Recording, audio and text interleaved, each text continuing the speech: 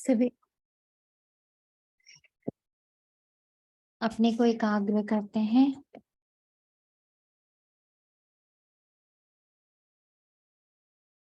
मन और भी बुद्धि दोनों भीतर की ओर। इस भ्रिकुटी तख्त के ऊपर विराजमान अपने सितारे स्वरूप को दोनों कानों के मध्य भ्रिकुटी से सीधी रेखा, एक छोटा सा नन्हा सा खाली स्थान जो ब्रेन के बिल्कुल मध्य में है, हाइपोथैलेमस पिट्यूटरी ग्लैंड के बिल्कुल मध्य में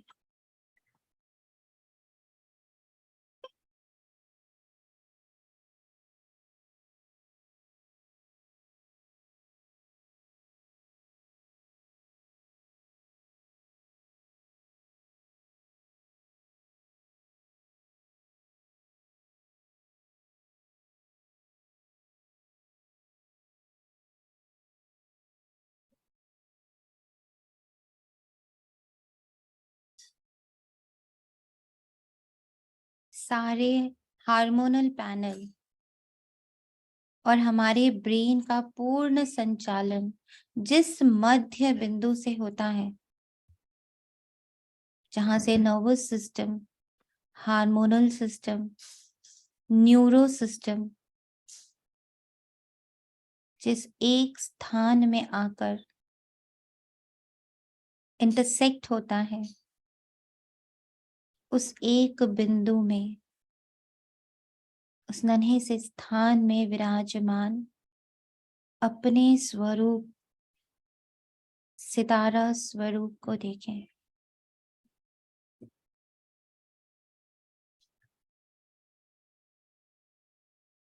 अपनी बुद्धिमत्ता को महसूस करें कि मैं नन्हा सा सूक्ष्म, अति सूक्ष्म, सूक्ष्म से भी सूक्ष्म एक बिंदु का 100वां हिस्सा, इतनी नन्ही सी आत्मा हूं। और इस सिर से लेके पांव तक के बड़े से सिस्टम को हैंडल करती हूँ। Brain, hormonal, neuro, heart, kidney, liver, हाथ पैर, हर अंग, हर प्रत्यंग की अलग अलग कार्य प्रणाली है। उन सब के बारे में पूर्ण जानकारी रखे हुए और साथ साथ उसे चलाने वाली मैं आत्मा ही हूं।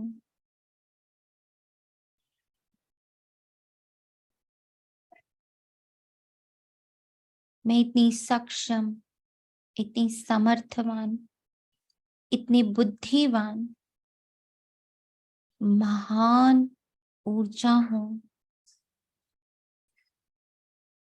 मेरे प्रवेश करते इस पिंड में चैतन्यता आती है, और ना ही सिर्फ इस पिंड में, अनेकों अनेक रिश्तों में, अनेकों अनेक वस्तुओं में, अनेकों अनेक स्थानों में मेरे कारण चैतन्यता आती है।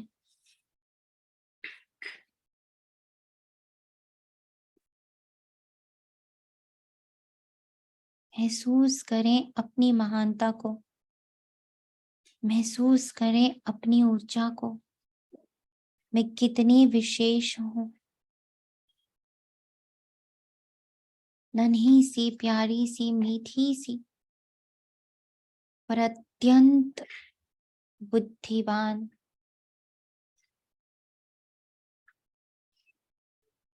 एक समय था जब मैं आत्मा इस पूरी सृष्टि का संचालन कर रही थी। संचालन आज भी हो रहा है।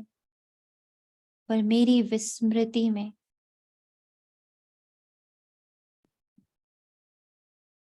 अब मैं पूर्णतः सजग होकर स्मृति में आकर अपनी ऊर्जा का पूर्ण दायित्व उठाती हूँ। मेरी ऊर्जा जहां जाती वहां चैतन्यता आती, वहां दिव्यता आती, वहां उपयोगिता आती। उस स्थान का, उस वस्तु का, उस रिश्ते का, उस शरीर का एक नाम होता, एक ओहदा होता, एक ऑरा होता।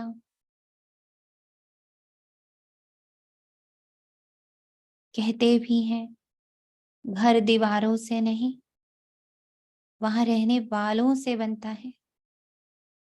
तो मैं ही वो ऊर्जा हूं जो इन दीवारों को तीर्थ स्थान में परिवर्तित कर रही। मैं ही वो ऊर्जा हूं जो इस रथ को भाग्यशाली बना रही। मैं ही वो ऊर्जा हूं जिसने इस धरा पे अवतरित हुए परम पिता, परम परमात्मा, परम ईश्वर, परम सतगुरु, परम शिक्षक को पहचाना है। मैं अति दिव्य हूं, मैं अति अलौकिक हूं, मैं अति शुद्ध हूं, परिशुद्ध हूं। अपनी इस शुद्धता, अपनी इस दिव्यता, अपने इस प्रेम के साथ जो अनकंडीशनल है, जो किसी से भी प्रभावित नहीं है, वो बस बह रहा है, वो बस है, वो मैं हूं। और जो मैं हूं, मैं उसी के इष्ट का, उसी के डायरेक्टर का, उसी के रचनाकार का इस पल आवाहन कर रही।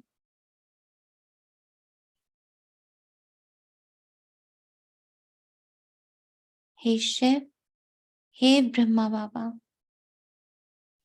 और मेरी पूरी एडवांस पार्टी, आप सब का मैं इस मिनी मधुबन में स्वागत करती हूँ, स्वागत करता हूँ, स्वागत करते हैं।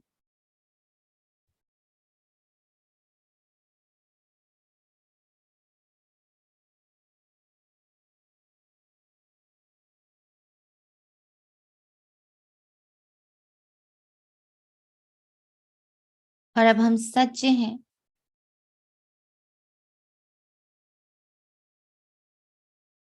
बाबा से उस सारी ऊर्जा को स्वयं में भरकर उन्हें प्रत्यक्ष करने को हम सज्ज हैं।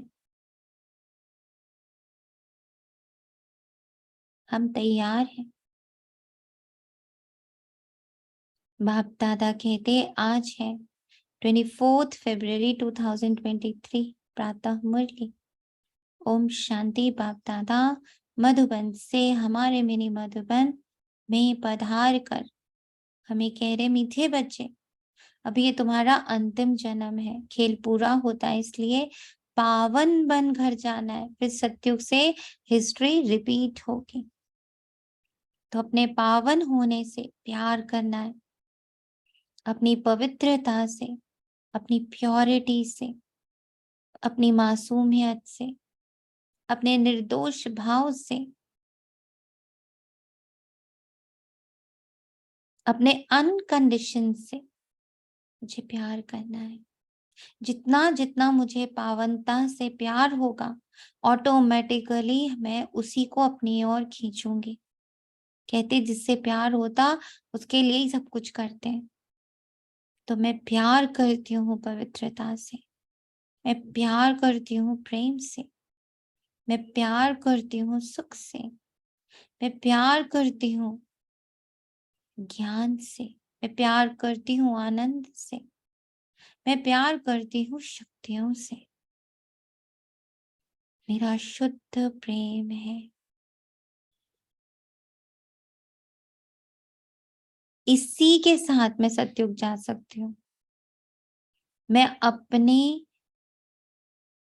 गुणों को जिस हाईएस्ट एनर्जी तक, हाईएस्ट लेवल तक लेके जाऊंगी, वहीं से मेरा सतयुग शुरू होगा। प्रश्न है, घर बार संभालते हुए कौन सी कमाल तुम बच्चे ही कर सकते हो? बाबा कहते, घर संभालते, पुरानी दुनिया में रहते, सभी से ममत्व मिटा देना, देह सहेज जो भी पुरानी चीजें उन्हें भूल जाना, ये है तुम बच्चों की कमाल। इसे ही सतो प्रधान संन्यास कहा जाता है, जो बाप ही तुम्हें सिखलाते हैं। तुम बच्चे इस अंतिम जन्म में पवित्र रहने की प्रतिज्ञा करते हो, फिर 21 जन्म के लिए ये पवित्रता कायम हो जाती। ऐसी कमाल और कोई कर नहीं सकता।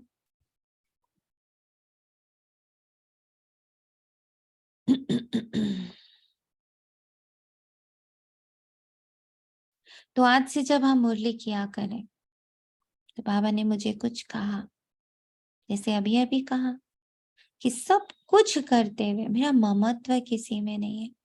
तो हर एक पैराग्राफ के बाद मुझे 1 मिनट रुकना है और उसे कैसे प्रैक्टिकली करना है, उस पर विचार करना है, बिल्कुल शांत होकर, कि हाँ, मैं देख रहा हूँ कि मैं आत्मा हूँ, मैं इस देह में भी हूँ, मैं आंखों से ये देखता भी हूँ, मैं कानों से सुनता भी हूँ, मैं मुख से बोल भी रहा हूँ, मैं हाथों और पैरों से कर्म भी कर रहा हूँ, मैंने बाहर बहुत सारे रिश्ते भी बनाए हैं, मैं बहुत सारा कारोबार भी संभाल रहा हूँ, एक गृहस्थी भी संभाल रहा हूँ, सेवाएं भी संभाल रहा हूँ, मैं सब कुछ कर रहा हूँ, पर उनसे मेरा ममत्व नहीं है। उसमें कहीं भी मैं नहीं है।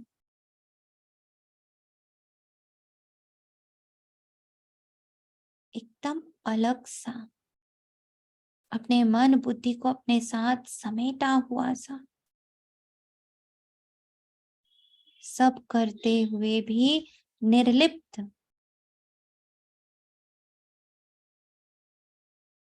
मैं लिप्त नहीं हूं देखने में, मैं लिप्त नहीं हूं खाने में, मैं लिप्त नहीं हूं बोलने में, मैं लिप्त नहीं हूं सुनने में, मैं लिप्त नहीं हूं किसी भी संबंध में। मुझसे कुछ भी कराया जाए, बड़ा से बड़ा काम करा लिया जाए, पर उसमें मैं नहीं हूं। मुझे याद भी नहीं कि मुझसे कितने बड़े बड़े, कितने छोटे छोटे, कितने अच्छे अच्छे कुछ भी कार्य हुए हैं, मैं वहां नहीं हूं। वो हो गए, पता नहीं किसने आके करा लिए, इस रथ को उसने यूज कर लिया, मैं नहीं था, मैं नहीं हूं। ममत्व नहीं है।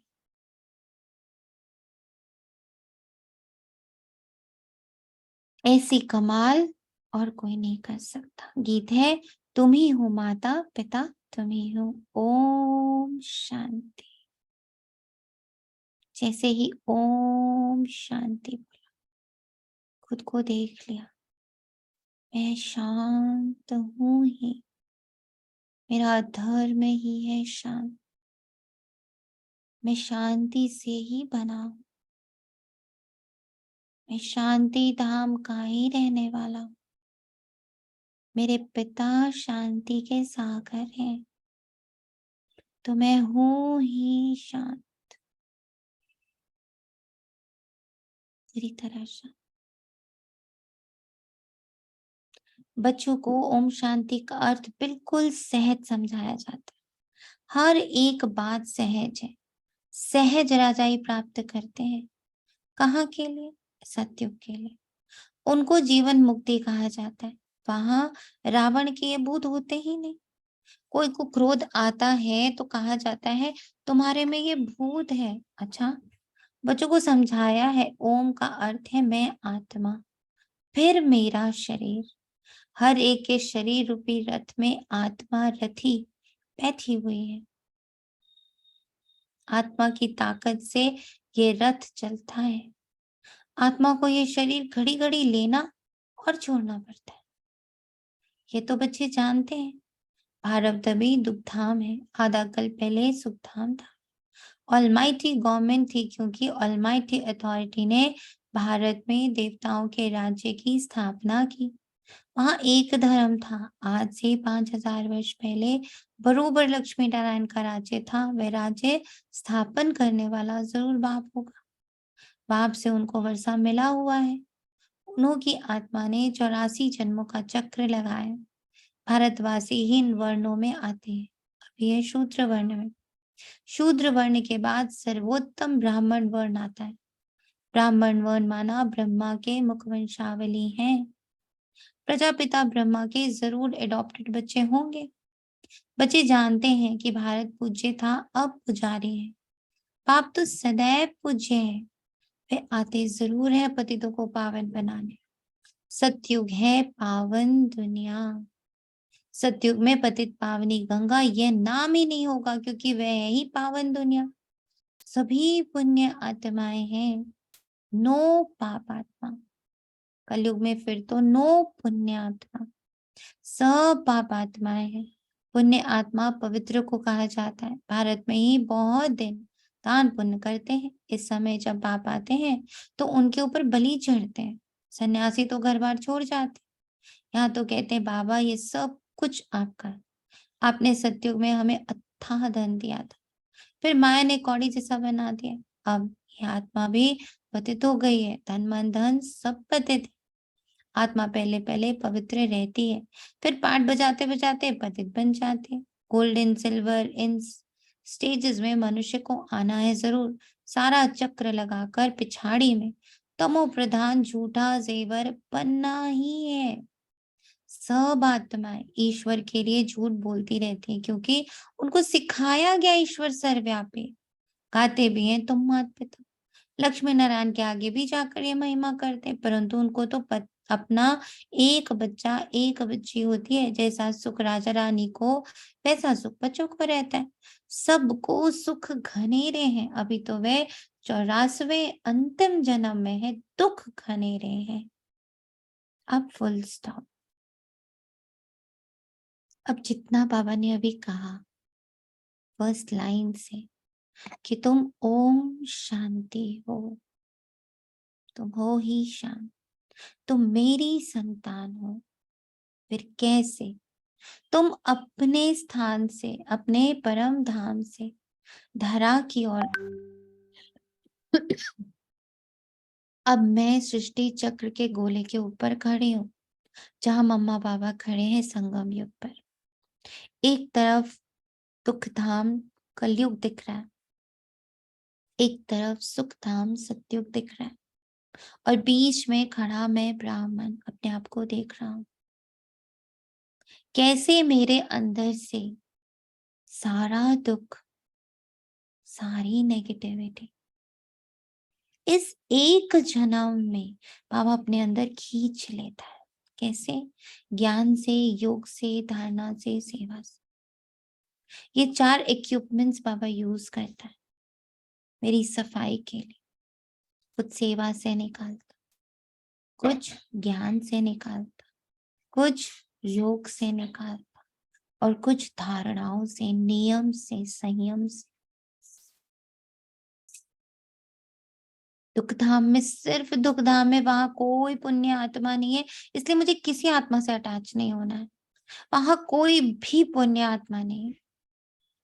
और सतयुग में सिर्फ पुण्य आत्मा हो, इसलिए वहां पर भी मेरा कोई अटैचमेंट नहीं है, क्योंकि मैं भी पुण्य, आप भी पुण्य, सब पुण्य, सब सतो प्रधान। तो वहां भी मैं अपने में इतनी भरपूर हूं कि मुझे किसी के संग के, किसी के सहारे की आवश्यकता नहीं। और यहाँ संगम युग पर जब मैं, क्योंकि संगम युग का पार्ट कलयुग में प्ले हो रहा है, तो वहां पर भी अत्यंत और सिर्फ पापात्मा है। तो मैं किसी से भी अटैच नहीं हो सकती, क्योंकि जिससे भी मैं अटैच होंगी उसका पाप मुझसे अटैच हो जाएगा। उसके कृत्य, उसके कर्म मुझसे अटैच हो जाएंगे। इसलिए यहाँ भी मुझे किसी से भी अटैच नहीं होना है। तो जो बाबा कहता है एकाकीपन, अकेलापन, अकेले हो जाओ और शरीरी हो जाओ, अकेले हो जाओ और शरीरी हो जाओ, अकेले हो जाओ और शरीरी हो जाओ, और रमण करो तुम कौन हो उसमें।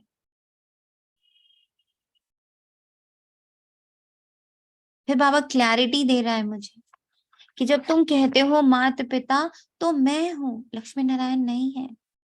लक्ष्मी नारायण तो सतयुग के राजा और रानी है, जिनकी सिर्फ 2 संतान है, और मेरी तो तुम सब संतान है।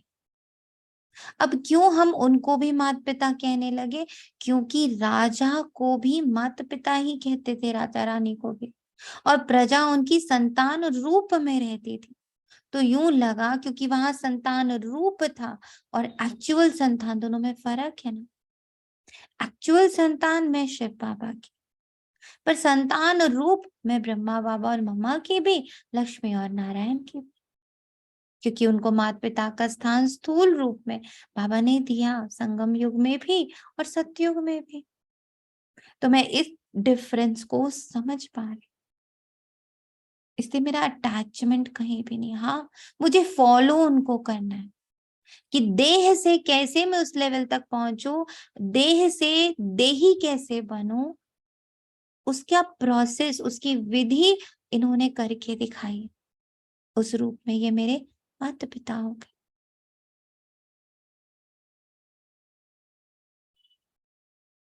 तो अब भी का सत्य ये है कि चारों ओर दुख घनेरे हैं, और उस दुख में अगर मैं इंद्रियों का सुख मांगू, संबंधों का सुख मांगू, परिस्थितियों का सुख मांगू, पॉसिबल ही नहीं है, क्योंकि वो सब वो दुख में डूबे हुए हैं। ये देह भी उसी दुख के दुनिया में डूबा हुआ है। तो यहाँ कौन सा सुख मिल सकता? यहाँ सिर्फ इंद्रियों से परे का सुख प्राप्त हो सकता है। इसीलिए अतीन्द्रिय सुख पूछना है तो गोप गोपियों से पूछो, जहां भगवान दिख नहीं रहा। कृष्ण उनको दिख नहीं रहा था, उन्हें महसूस होता था कि वो उनके साथ है। तो इंद्रियों का सुख, शरीर का सुख कृष्ण नहीं दे रहा था उनको,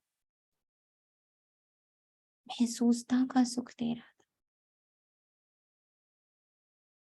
आगे बाबा कहते, अब फिर से तुमको राजयोग सिखाता हूँ। बच्चों को समझाया है कि इस रथ में रथी आत्मा बैठा हुआ है। ये रथी पहले 16 कला संपूर्ण था, अब 9 कला। कहते भी है, मुझ निर्गुण हारे में कोई गुण नहीं, आप ही तरस पर हो, अर्थात रहम करो। कोई में भी गुण नहीं, बिल्कुल दुखी पतित है, तब तो गंगा में पावन होने जाते, सतयुग में नहीं जाते। नदी तो वहां है, वही है ना। बाकी हाँ, ऐसे कहेंगे इस समय हर चीज तमो प्रधान है। सतयुग में नदियां नदियां भी बड़ी साफ स्वच्छ होंगी, नदियों में कीचड़ कुछ भी नहीं उबड़ता। यहाँ तो देखो कीचड़ा पड़ता रहता है, सागर में सारा गंद जाता है। सतयुग में ऐसा हो नहीं सकता, लॉ नहीं है, सब चीजें पवित्र रहती हैं। तो बाप समझाते हैं, अभी सबका ये अंतिम जन्म है, खेल पूरा होता है, इस खेल की लिमिट ही है 5000 वर्ष। यह निराकार शिव बाबा समझाते हैं, वह है निराकार, सबसे उच्च परम धाम में रहने वाला।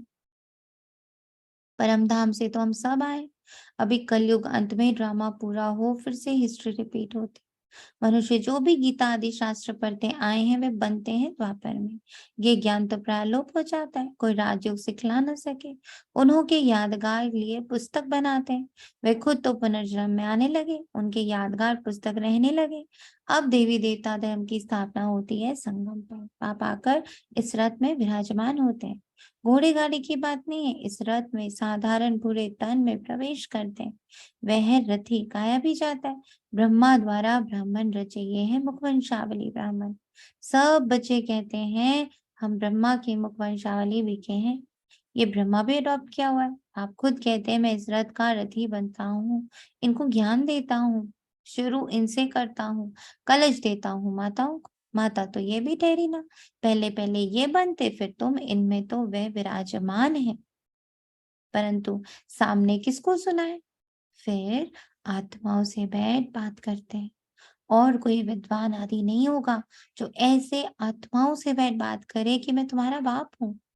तुम आत्माएं निराकार हो, मैं भी निराकार हूँ। मैं ज्ञान सागर स्वर्ग का रचयिता हूँ, मैं नर्क नहीं रचता हूँ। ये तो रावण माया नर्क बनाती। बाप कहते हैं मैं तो हूं ही रचयिता, तो जरूर स्वर्ग ही बनाऊंगा। तुम भारतवासी स्वर्गवासी थे, अब नर्कवासी बने। नर्कवासी बनाया रावण ने, क्योंकि आत्मा रावण की मत पर चलती है। इस समय तुम आत्माएं राम, शिव बाबा, श्री श्री की श्रीमत पर चलते हो। अब फिर से फुल स्टॉप। क्या समझाया बाबा ने इस पूरे पैराग्राफ? मुझे ब्रह्मा बाबा की महिमा समझाई, उनकी इम्पोर्टेंस समझाई। क्यों बाबा ने ब्रह्मा रथ लिया? ऐसे ब्रह्मा के तन में बैठे शिव बाबा निराकार मुझसे डायरेक्ट बात कर रहे हैं। वो डायरेक्ट पालना मुझे दे रहे हैं। उनका हाथ यूज कर रहा है शिव बाबा, उनकी आंखें यूज कर रहा है शिव बाबा, उनका मुख यूज कर रहा है शिव बाबा, उनका पूरा तन यूज कर रहा है शिव बाबा, जिसमें बाबा मुझे गले लगा रहा।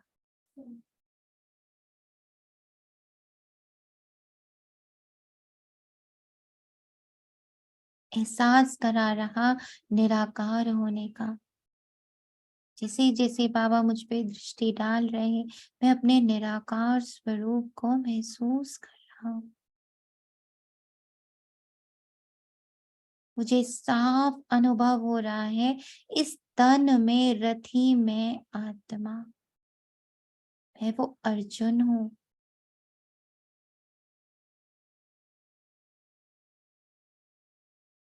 जिसको पढ़ाने के लिए शिव बाबा ने रथ ब्रह्मा बाबा का चुना है।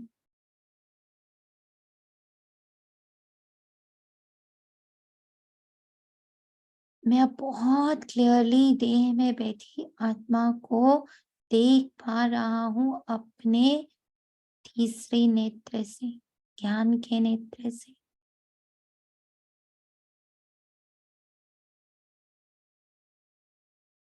जैसे शिव बाबा और ब्रह्मा बाबा इस तन में कंबाइंड है, वैसे ही शिव बाबा और मैं इस रथ में, अपने रथ में कंबाइंड हूँ।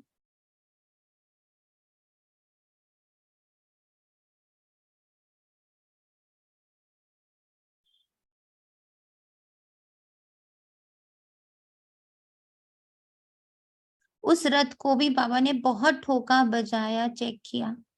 कभी उसको राजा बनाया, कभी उसको बेगर बनाया, कभी जीरो बनाया, कभी हीरो बनाया। बाबा ने उसको बहुत परखा है, उसका बहुत टेस्ट लिया है। इसी मेरे तन में भी, मेरे इस रथ में भी शिव बाबा बैठ अनेकों अनेक आत्माओं का उद्धार कर, मेरा उद्धार कर, और बहुत टेस्ट लेते, बहुत चेकिंग मारते हैं कि मैं लायक बच्चा हूं या नहीं। उन्हें भी तो अपना वर्षा देना है ना हमें, तो मेरी लायकियत बाबा चेक करता है। कब मैं रावण मत पे हूँ, कब मैं राम मत पे हूँ, अब मुझे क्लियर समझ आता है।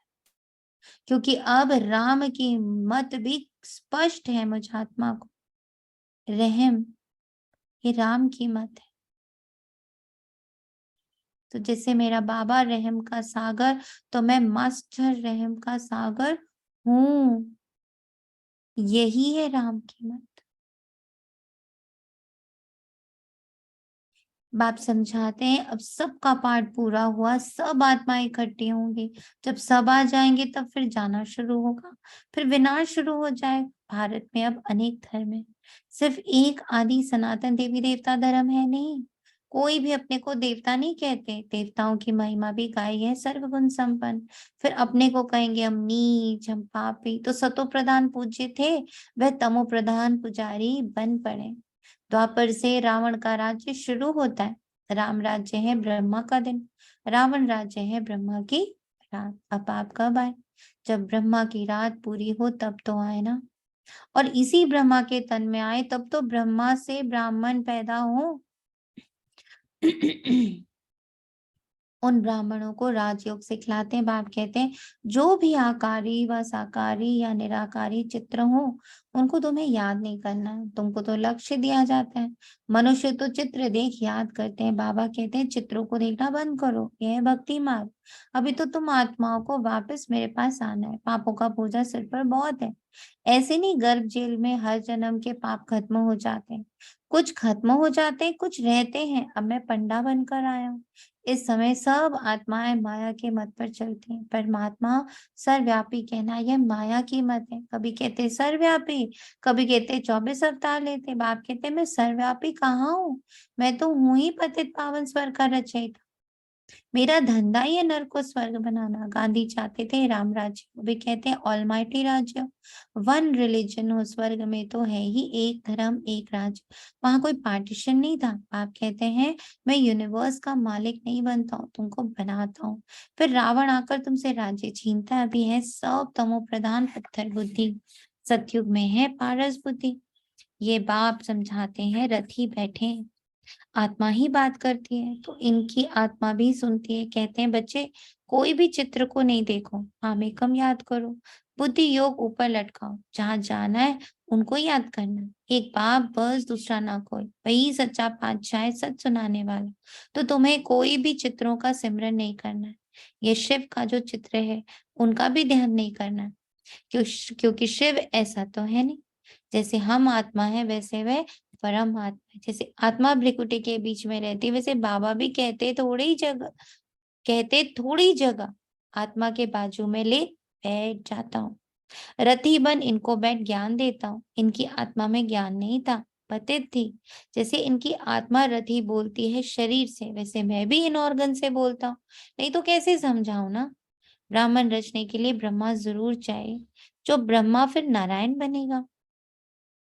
अभी तुम ब्रह्मा की औलाद हो, फिर सूर्यवंशी श्री नारायण के घराने में आ जाएंगे।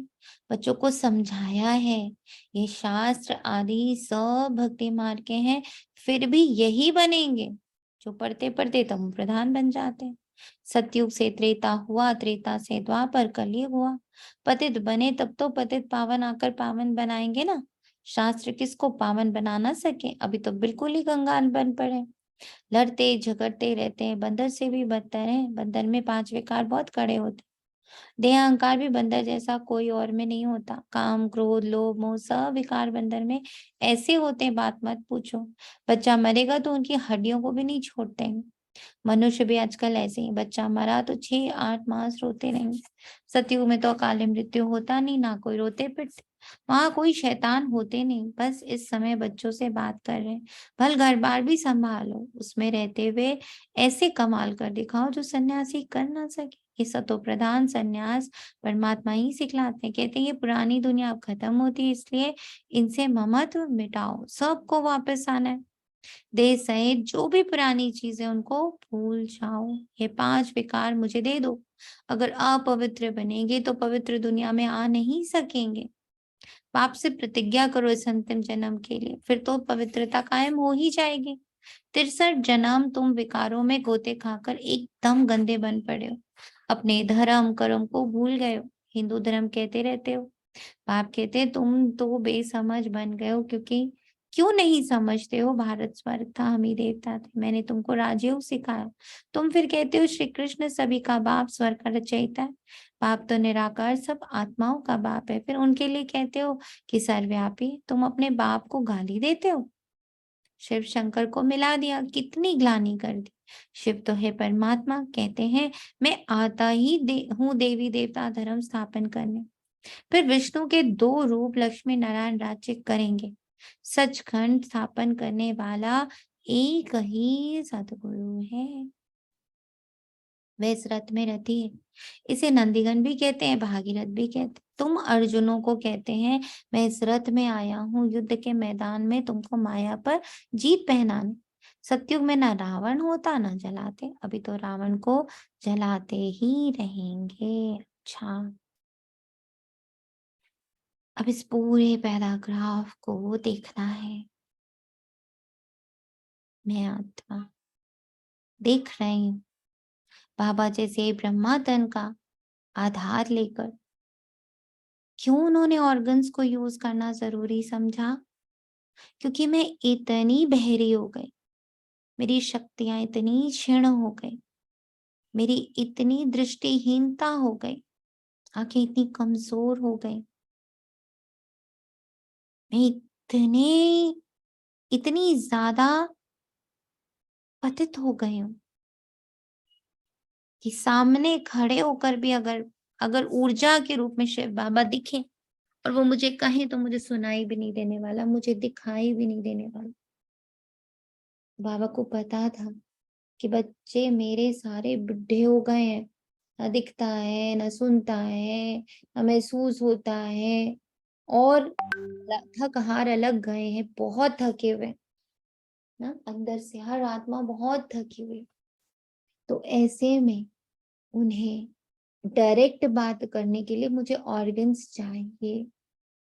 उन्हें स्थूल आवाज ही सुनाई देगी, आकाशवाणी नहीं सुनाई देगी। इसके लिए ब्रह्मा तन में उन्हें आना पड़ा। और बाबा ने मुझे कंपेयर करके दिखाया क्यों मुझे कहा गया कि मैं बंदर की वंशावली हूँ। कैसे ऐसे ये वाला पॉइंट आ गया कि जो बंदर हैं या जो मतलब उस प्रवृत्ति के उस वो हमारे पूर्वज, ऐसा क्यों लगा? क्योंकि जो उसमें 5 विकार हैं वो सारे हमें अपने में दिखते हैं। वो मोह, वो अहंकार, वो क्रोध, वो लोभ, वो ईर्ष्या, वो द्वेष जो उनमें है वो हमें दिखाई देता हममें। तो हमने मान लिया कि भाई हमारे पूर्वज हैं। इतनी हमारी स्थिति गिर गई, हमने अपने आप को जानवर का पूर्वज, मतलब जानवरों को अपना पूर्वज मान लिया। देवी देवता धर्म तो दूर की बात। अब ये भी सोचने वाली बात है कि ये वाली फिलॉसफी कब आई कि हम देवी देवताओं के बच्चे नहीं, हम तो बंदर के बच्चे हैं, वो हमारे पूर्वज हैं। तो ये कलयुग में आई, ये सारी स्टडीज अभी की हैं। द्वापर अंत कलयुग शुरुआत वाला जो समय है, उसी समय ये सब साइंस और ये सब चीजें सामने आई, जिसमें कि ये निकाल लिया, ये ढूंढ लिया, ये समझ लिया कि वो हमारे पूर्वज। ये पहले जब धर्म पिताएं आ रहे थे तब हम स्वयं को शिव राम के वंशज मानते थे। अभी भी हिंदू धर्म में बहुत लोग अपने आप को क्षत्रिय, राम के वंशज, सूर्यवंशी वंशज ये सब मानते हैं। तो कैसे हम टूटे, बाबा ने ये पूरा हमें दिखाया। और क्यों हमारा उनसे नाम जुड़ा? क्योंकि वो सारे विकार हमारे अंदर प्रत्यक्ष रूप में दिखते हैं। बाबा ने ये रथ लिया, हाँ, ऑर्गन से बात करी, क्योंकि हम ऑर्गन्स की भाषा ही सुनने लायक रह गए थे और कोई भाषा हमारी समझ में नहीं आने वाली थी। अच्छा, मीठे मीठे सिखिलाते बच्चों प्रति माता पिता बाप दादा का याद प्यार और गुड मॉर्निंग। रूहानी बाप की रूहानी बच्चों को नमस्ते। हम रूहानी बच्चों के रूहानी माता पिता बाप दादा को याद और प्यार भरी नमस्ते और गुड मॉर्निंग। शुक्रिया मेरे पापा, शुक्रिया, बेहद दिल से शुक्रिया। धारणा के लिए मुख्य सार है, कोई भी चित्र का सिमरन नहीं करना है, विचित्र बाप को बुद्धि से याद करना है, बुद्धि युग ऊपर लटकाना है, वापस घर चलना है, इसलिए देह सहित सब पुरानी चीजों से मवत्व निकाल दो, संपूर्ण पावन बनना है। वरदान है, बाप के राइट हैंड बन, हर कार्य में सदा एवर रेडी रहने वाले मास्टर भाग्य विधाता भव। जो बच्चे राइट हैंड बन, बाप के हर कार्य में सदा सहयोगी, सदा एवर रेडी रहते हैं, आज्ञाकारी बन, सदा कहते हैं हाँ बाबा हम तैयार हैं। बाबा भी ऐसे सहयोगी बच्चों को सदा मुरब्बी बच्चे, सपूत बच्चे, विश्व के श्रृंगार बच्चे कहकर मास्टर वरदाता और भाग्य विधाता का वरदान दे देते हैं।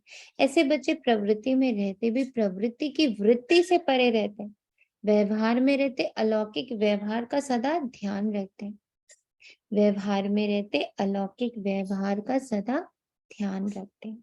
ये लाइन सबसे इंपॉर्टेंट, मुझे रहना यही है, इसी देह में, इन्हीं संबंधों में, इन्हीं परिस्थितियों में, लेकिन अलौकिक रीति रहना। अलौकिक रीति रहने का भी अब डेफिनेशन निकालना है। What is the meaning of अलौकिकता? क्या है अलौकिक का मीनिंग? स्लोगन है, हर बोल और कर में सच्चाई सफाई हो तो प्रभु के प्रिय रत्न बन जाएंगे। हर बोल हर कर में सच्चाई और सफाई, प्योरिटी। I love purity. ये जितना हम साधेंगे ना कि मैं प्योरिटी से प्यार करता हूँ, उतने उतने हम बाबा के करीब होते चले जाएंगे। अच्छा जी, शुक्रिया मेरे बाबा। Om Shanti. Thank you Baba.